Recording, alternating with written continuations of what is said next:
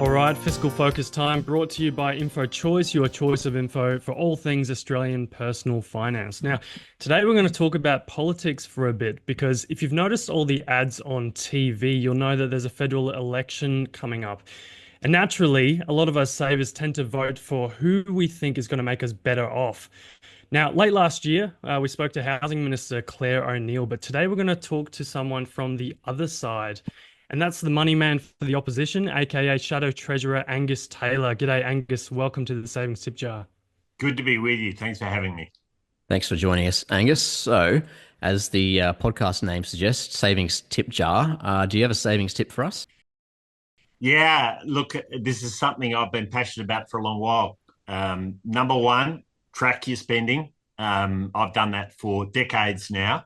The apps have improved remarkably. I think that's incredibly important and can make a big difference, particularly in this world where we don't always see physical bank statements. And I'll add a second one, which is just invest simply. Shop around. For me, it's always been low-cost index funds. And whether it's in superannuation or outside of that, keep it simple, shop around, keep the fees down. And over decades, that has a big impact. Nice one. Two tips for the price of one. We're pretty lucky today. We were kind of joking. We were wondering, like, what's Angus's savings tip going to be? You know, whether it's single ply toilet paper or something weird like that. But no, this is nice and practical. Now, onto the tough topic here. Obviously, this upcoming election could happen as soon as next month even. So I guess, Angus, why should Aussie savers vote for a coalition government? Like, what do you personally think is the single biggest reason? Well, when I think of investment, and you're investing when you vote for a government, track record really matters. And what we've seen in the last 3 years is people have become poorer since Labor came to power. And there's nothing that makes it harder to save than to have a falling standard of living. And that's exactly what we've seen, whereas we saw under the previous Liberal government, multiple Liberal governments, standards of living rising. And that's what we need in this country if people are going to be able to save, build a nest egg, whether it's their home or investments, and to be able to build those savings over time for the things we want from our lives. And so standard of living really counts. We can't afford another 3 years like the last 3 years we've had. And I think that track record we've had is why investing in a coalition government's the right answer for Australia right now.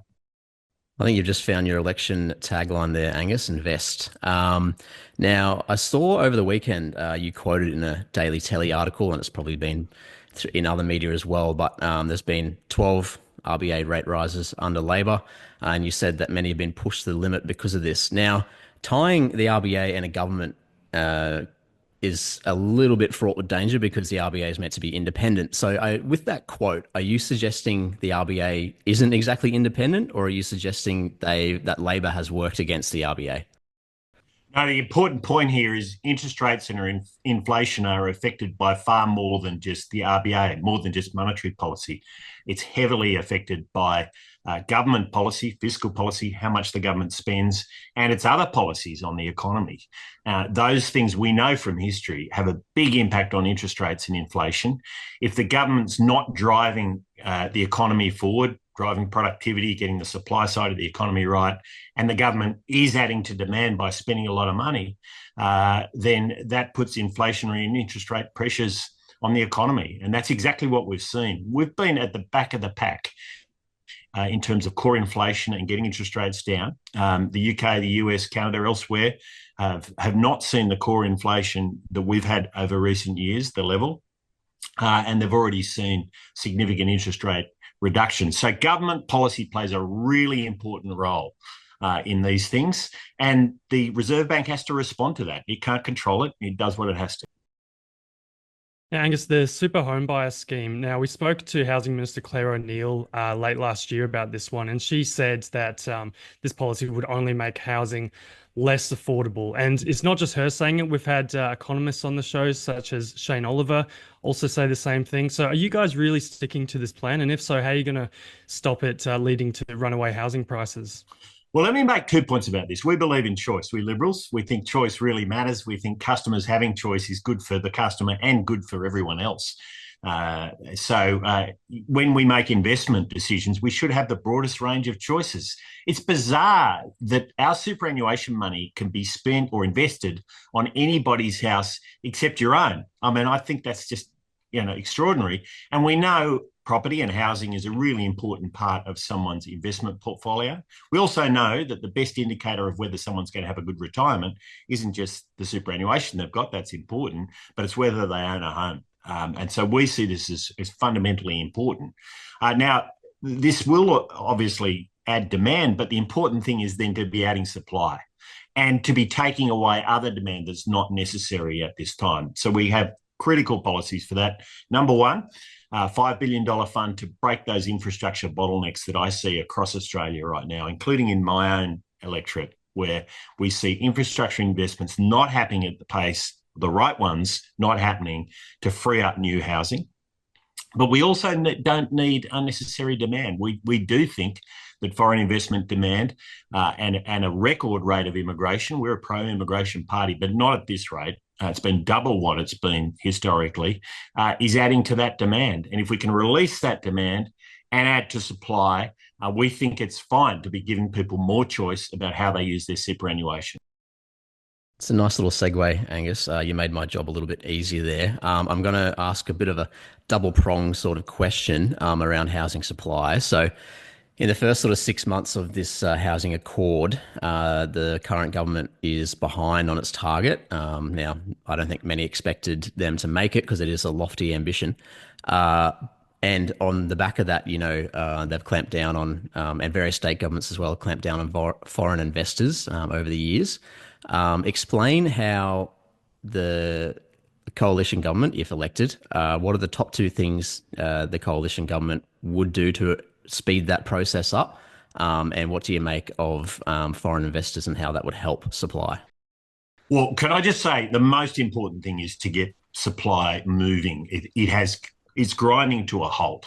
And I speak to building suppliers and many in the industry. The pipeline has dried up over the last couple of years. This is a complete disaster for the aspiration of owning your home. If you haven't got the supply, people are not going to get it into their homes and own a home. And so that's a disaster. It's why we've announced really important policy in terms of breaking those infrastructure bottlenecks, getting more supply, getting rid of red tape that is unnecessary, making sure that union officials can't control the construction side of the housing industry, and so on.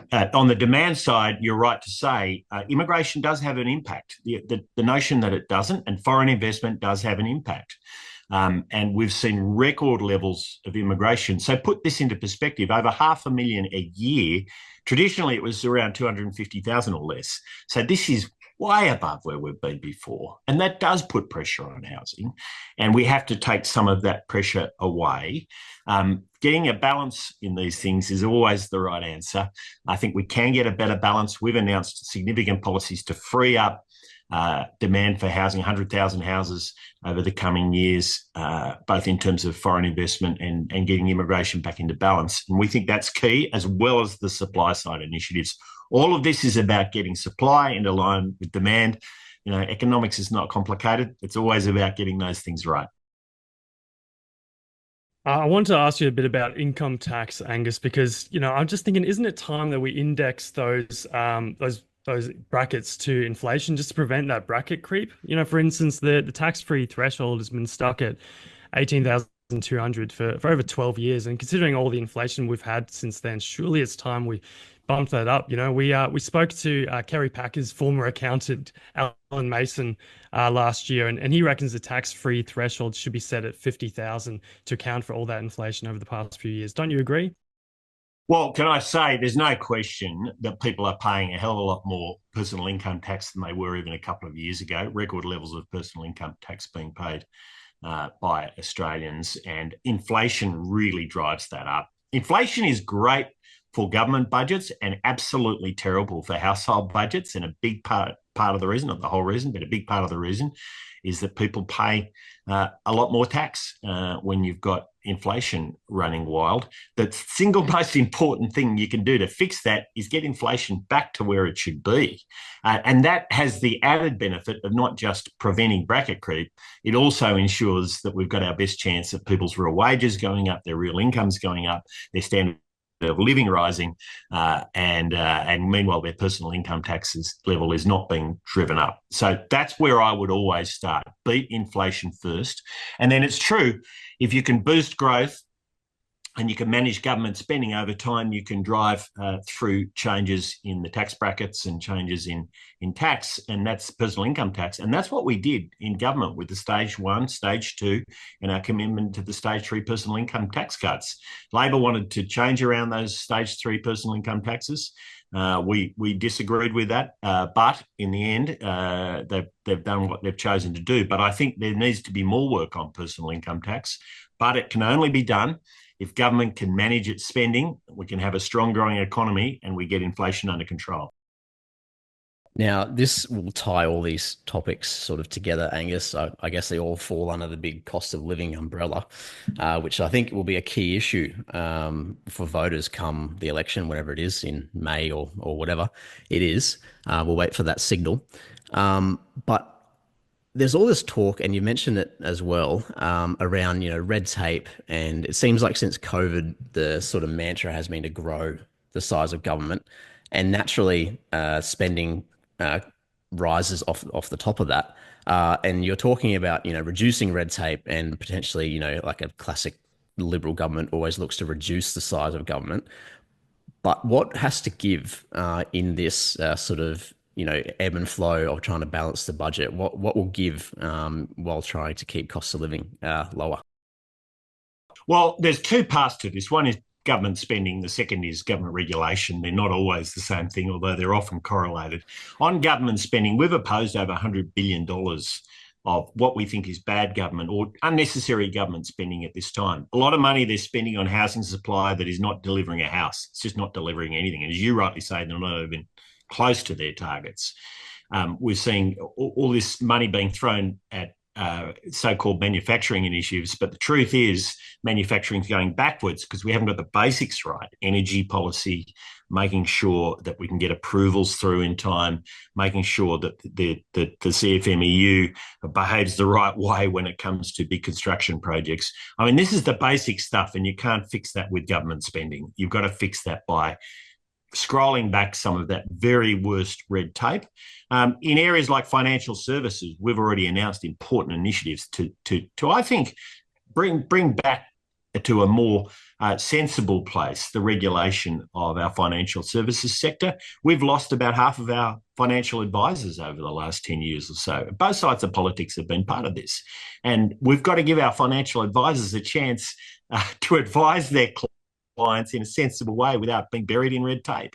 That way, we'll have better savers, better investors, better outcomes for individuals and better outcomes for our economy. So that's a really strong focus for us. There's many areas of red tape we want to see things being rolled back. More broadly in the economy, getting approvals through faster, whether it's for housing, mining projects. That's how you get an economy going, and that's how you raise people's standard of living. And it's why it's such a strong focus for us. Yes, I think we've got time for one more. And I just wanted to ask something a little bit about productivity, because if you just look at the surface level economic data, you see unemployment is still very low. But then at the same time, we've got GDP growth at very low numbers as well. Like, I think we're in a per capita recession. So surely that really suggests that we do have a real productivity issue. So what would your government do to really lift productivity of this country? You're absolutely right. So the collapse we've seen in our standard of living is unprecedented, and it's pretty high. It's almost perfectly correlated with the collapse in labour productivity. And we know what drives a collapse in labour productivity. Government crowding out the private sector, replacing high productivity jobs with lower productivity jobs. We've added 36,000 Canberra-based public servants since Labor came to power. We think that's not been appropriate. There's many good people in the public service, but adding 36,000 at a time like this, a tough time like this, has been the wrong thing. And we want to see an economy where people are free to get on, make their choices without government being in their face every day. And that's, I think, a really strong focus for us. I believe that the values we believe in, small businesses getting ahead, saving, investing, and working hard, are the values that are right for this time when productivity has been lackluster. The economy's been going, as you say, it's been in a household recession. It's been going backwards at the individual level. We've seen an unprecedented collapse in our standard of living. We've got to get back to basics to get back on track.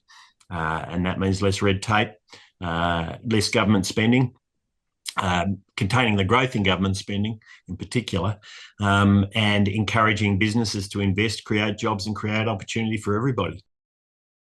And just very quickly, Angus, we know you're short on time. We won't hold you for very long, but you can answer this briefly around the productivity question. Does this mean you mentioned the public service numbers of jobs grown under Labor? Does that mean job losses under a Liberal government? Well, we've said very clearly that we don't think it's appropriate at a time like this when Australian households, families are really struggling to make ends meet, that adding a huge amount of extra government spending and a bigger bureaucracy is not the answer. We need building businesses, not building bureaucracies right now. And we're seeing record levels of small business insolvencies, and the focus has got to come back to the private sector. So it will mean a public sector that's the right size. We'll say more about what that looks like, but it's not.